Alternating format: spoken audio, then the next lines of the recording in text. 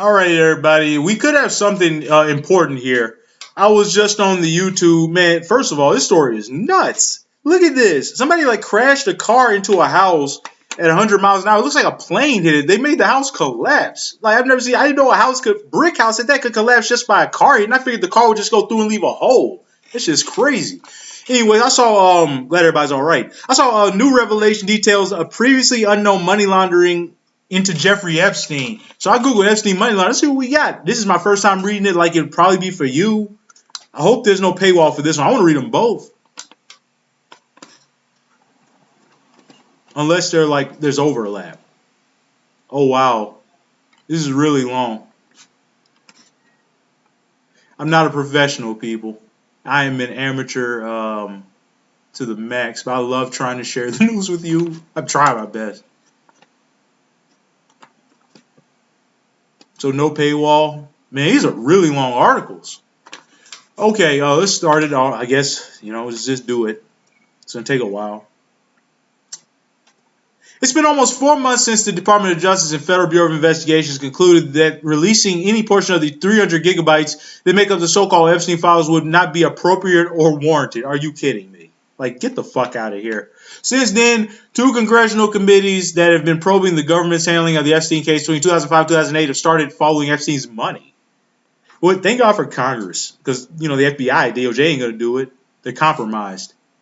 What the email, I bet I would try to catch tails on the Epstein list. What the emails and documents from Epstein's inbox show is that federal prosecutors from the U.S. Attorney's Office in the Southern District of Florida were following Epstein's money long before there was broad public interest in doing so. That's amazing. That's unbelievable. So what came of it? I can't wait to find out. A new layer. The money laundering probe adds a new layer to the narrative. And let me just say it. This case has all kinds of crazy intrigue. I know the main thing that matters is getting justice for the victims. I've never lost sight of that. But the whole thing, like, it reads like a damn movie. Like his whole life was insane. This guy just operating out in the open like this. Everybody knew what he was doing. I used to hear whispers about Epstein back in like 2012. Everybody knew about this guy. But I'm talking like not just the thing he did with the girl in Florida. I'm talking about like trafficking. The money laundering probe adds a new layer to the. I don't know anything. I'm just talking, just trying to sound cool on YouTube, FBI or whoever, CIA. Don't come after me. I don't know anything that could cause you any kind of harm. Nothing at all. The money laundering probe adds a new layer to the narrative about how the government conducted its investigation into the notorious sex abuser. It also raises questions about what evidence prosecutors may have gathered long before the public began demanding a full accounting of the case. If that investigation had continued, prosecutors may have been able to identify other individuals and institutions that facilitated this sex trafficking operation. I'm going to read kind of fast. We got to get through this. It says Stephen Casella, the former deputy chief of the Department of Justice's Asset Forfeiture and Money Laundering Section. They might have also recovered more restitution for his victims, Costello said. Like I said, reading fast, I'm going to be messing up a lot, but I'm trying. I will leave you the link to what? YouTube uses AI to sharpen millions of low-res videos. Now, that's what AI is for. That's amazing. There's so many old videos I want in high res, it's unbelievable. They should do it to all of them. Just let it run. A pattern of transactions. Hell, update my shit to 4K. Shit. The money laundering investigation was opened in February 2007, according to former law enforcement official familiar with the case, who requested anonymity because of the sensitivities surrounding Epstein. He didn't want to get clapped. Around the same time, prosecutors focused on a pattern of transactions in which Epstein directed some of his employees to withdraw large amounts of cash to disperse to women. What, around the world? He was doing payouts just out of his bank account? Nobody, man, come on, bro. People had to know about this. That was used as the basis for potential charge of operating an unlicensed money transmitting business. It's the same thing. The former law enforcement official said, "This is nuts. It's crazier than I expected it to be." This dude's just taking out massive sums of money, having his employees do probably like Sarah Kellen, people like that, to go give to the victims. That's crazy. So there's like victims we'll never know about because they've been paid off. It's better than them being dead. I think a lot of these victims are no longer with us. The lead prosecutor on the case, former Assistant U.S. Attorney Marie Villafaña, requested that a grand jury issue subpoenas for every financial transaction conducted by Epstein and his 6 businesses dating 2003. The email shows this is crazy. I don't sound like fucking Joe Rogan, but it is crazy. It's crazy. Wait till he finds out about it. That dummy. But Joe Rogan, I feel like Joe Rogan when I do something like that. I don't know anything. I'm just trying to, man, I'm learning this shit just now. It's crazy. That sounded like I'm lying. I'm not. Target letters were sent to 3 of his assistants, alerting them that Epstein was under investigation for money laundering and other financial crimes. Villafaña also dispatched 2 agents to the houses of 2 secretaries. I bet you one was Sarah Kellen. She's married to Brian Vickers, the NASCAR driver. I don't remember. The previously undisclosed details about the existence of a money laundering operation put a spotlight on Alice Acosta, the former U.S. attorney for the Southern District of Florida, who signed off on Epstein's controversial non-prosecution agreement. And that non-prosecution, that shit has to be illegal. You know what it said? That prosecution agreement said that nobody involved with Epstein can be charged for crimes that they know about or crimes in the future. So all his co-conspirators got scot-free. That can't be constitutional. Take that shit to the Supreme Court. Last month, Acosta was interviewed by lawmakers from the House Committee on Oversight and Government Reform, my favorite committee. Well, besides Health and Human Services, about the Epstein case. He was, I like the progressive caucus and the black caucus is a bunch of sellouts. So I like the Oversight, Health and Human Services, and the progressive caucus. Those are the caucuses that speak for me. He was peppered with questions about Democratic Rep. Melanie Stansbury about whether his office investigated Epstein for a potential financial crime. I don't recall a financial aspect, according to a transcript of his interview the committee released this month. We were focused on the inappropriate acts that took place in Palm Beach. Man, what? Shut up. You don't remember anything about finance. You don't want to know. The email, that's a Democratic rep. Maybe she's saying they just weren't provided. The emails and documents obtained by Bloomberg show that Acosta was copied on correspondence related to the money laundering investigation. What do you mean he was copied? What does that mean?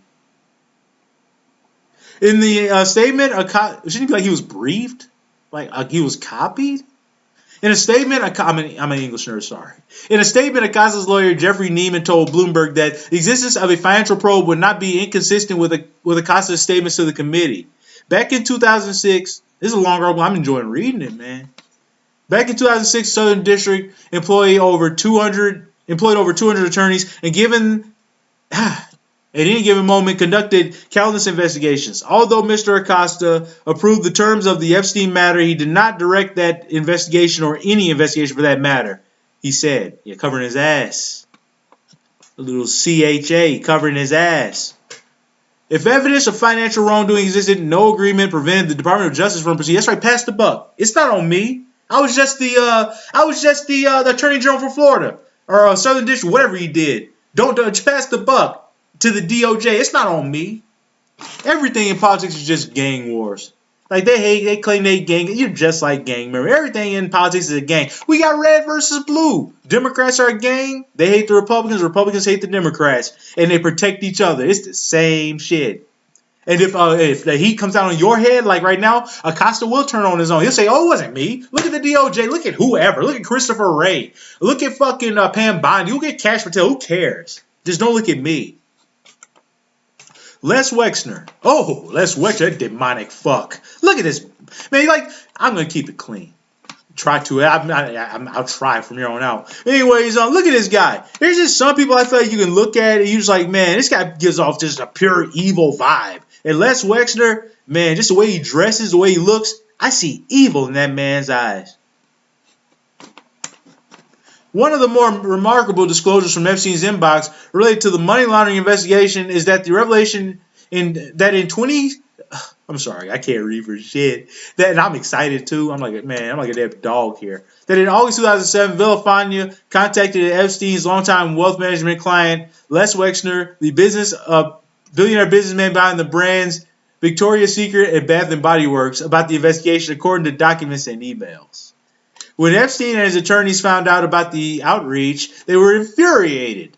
The attorneys accused Villafaña and prosecutors of attempting to poison Mr. Epstein's reputation in the business community. The former law enforcement official told Bloomberg that Villafaña contacted Wexner in an effort to get him to cooperate and provide information about Epstein, his businesses, his travels, and his enterprise. Shortly after that conversation, Wexner took steps to end Epstein's role as his wealth manager. He felt the heat closing in. The emails show a spokesperson for Wexner declined to comment. That's the thing about Americans, man. We all got groups we belong to and shit. But at the end of the day, the only thing that matters is self-preservation and survival.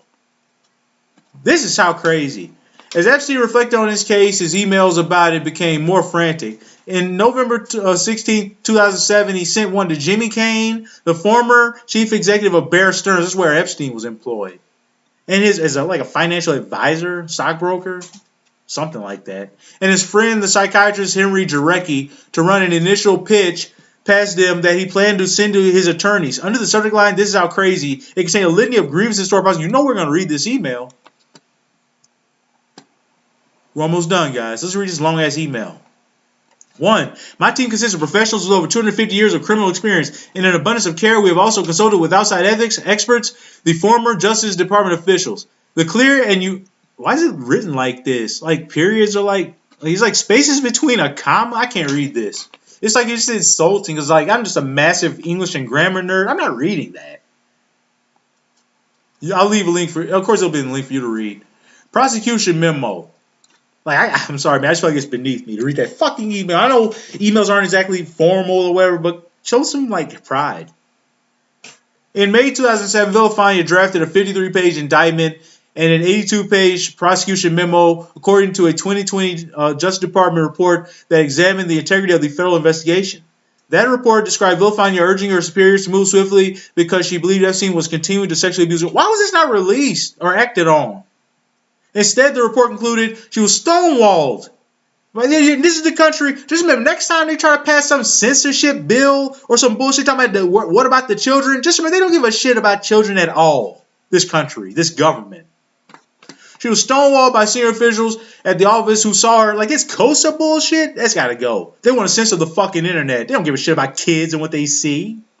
That's not going to stop anybody from seeing anything anyways. Like we have hundreds of child safety laws. Why are kids still being harmed online? Why are pedophiles still connecting with kids? Because this shit doesn't work. Stonewalled by senior officials at the office who saw her as too aggressive. What the fuck does that mean? How can an FBI agent be or a DOJ employee be too aggressive? Fighting crime. I'll give you a hint. Too aggressive is code for you going after the wrong people. You're not going after people we don't like. That's what that code is. You're going after the wrong people, powerful people who pay our bills. You're too aggressive. Back off. Then they probably fucking like restation her, put her in like another position, another office. Too aggressive. Anytime an FBI agent is called or a DOJ police called too aggressive, that means they were doing a great job. The evidence Villafaña collected, I can't say those words, but I respect law enforcement because I know most of what they do keeps us safe. But the problem is the corruption. Shit like this is why nobody trusts the FBI or the government in general. Because most people in government are just normal, decent people, but the corruption is what makes the news. The evidence Villafaña collected was serious enough that I'm pissed off, man. Because they knew what was going on. Like, we all knew that they knew, but now we have confirmation. They just let these little girls be abused for decades. Yeah, I'm sorry, man. I'm trying to read this damn paragraph. I keep cutting myself off because I can't believe the evil that could exist in this world. The evidence Villafaña collected was serious enough that she wrote in the prosecution memo that Epstein should be charged with money laundering and operating an unlicensed money transmitting business. Man, this is crazy. The indictment, a copy of which hasn't been publicly released, I want a copy of that indictment, was never filed and remains shrouded in secrecy. Wow, man, they better publish that shit. The next Democratic president better unseal everything. An 18-month investigation. For 18 months, they investigated Epstein for money laundering and operating an unlicensed money transmittal business. The probe remained open until Epstein pleaded guilty to 2 sex crime charges in state court. So they just closed the investigation? Which made the deal Epstein struck with prosecutors sweeter than previously known. Bro, this ain't no sweetheart deal. This is like a fucking... I don't know what you call this. Holy shit. Disclosure. Podcast is out. Okay, so they're talking about the podcast. But man, I guess that's it. This was truly mind-blowing. Not many things in today's world blow my mind, but reading this did.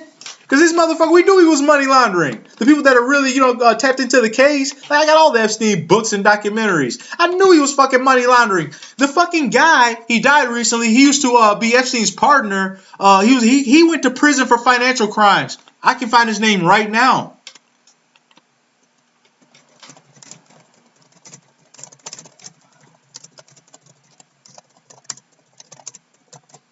Maybe it was 2000s. Steve Hoffenberg, I told you. I know my shit. Stephen Hoffenberg. The day Epstein died, Stephen Hoffenberg released an op-ed saying Epstein did financial crimes too.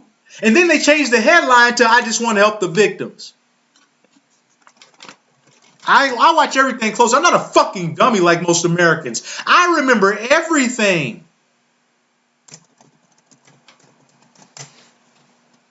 He's dead now. This guy's gone. He died 3 years ago. He could have blew the case wide open. He knew everything. Rest in peace, Stephen Hoffenberg. You were a criminal, but damn it, we could have used you.